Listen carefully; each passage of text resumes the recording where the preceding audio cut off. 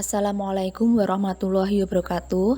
Perkenalkan, saya Natasha Romadhoni dari kelas PPIB semester 2 dengan NIM 3032200042, Program Studi Bimbingan Penyuluhan Islam Fakultas Usuluddin Adab dan Dakwah IAIN Ponorogo. Pada kali ini saya akan menyampaikan materi tentang tahap perkembangan anak usia 9 dan 10 tahun atau yang biasa disebut dengan masa praremaja. Di usia 9 dan 10 tahun ini, perkembangan anak sangat pesat. Yang sering kelihatan adalah pada saat orang tua melihat kemampuannya dalam berdebat.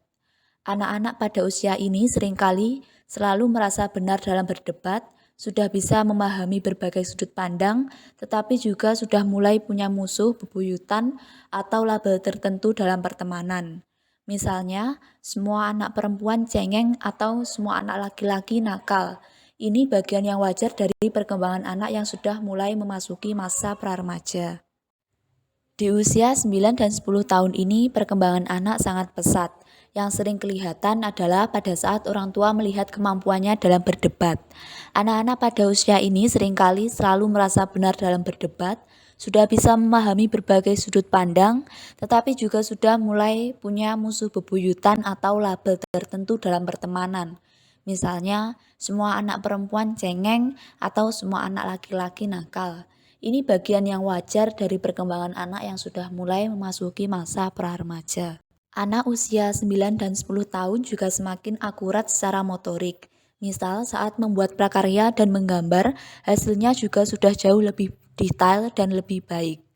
Di usia 9 dan 10 tahun ini, tata bahasanya juga sudah semakin baik, mampu menggunakan struktur kalimat yang kompleks dalam situasi yang tepat. Tetapi di saat waktu yang bersamaan, mereka juga sudah mulai bereksperimen dengan bahasa gaul yang digunakan di lingkungan tertentu.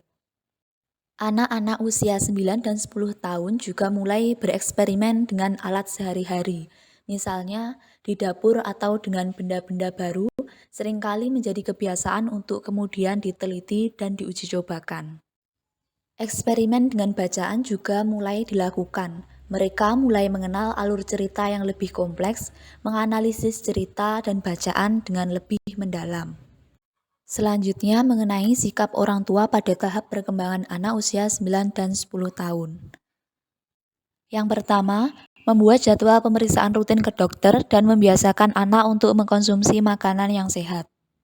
Kemudian yang kedua, keterampilan bersosialisasi, berempati pada apa yang dirasakan orang lain perlu terus dilatih. Yang ketiga, mengajarkan dan mencontohkan bagaimana mengutarakan pendapat dengan sopan, tidak menyinggung perasaan orang lain, dan tetap menghargai apa yang disampaikan. Yang keempat, orang tua menjadi contoh seringkali bukan hanya saat benar, namun justru bisa mengakui saat salah dan meminta maaf.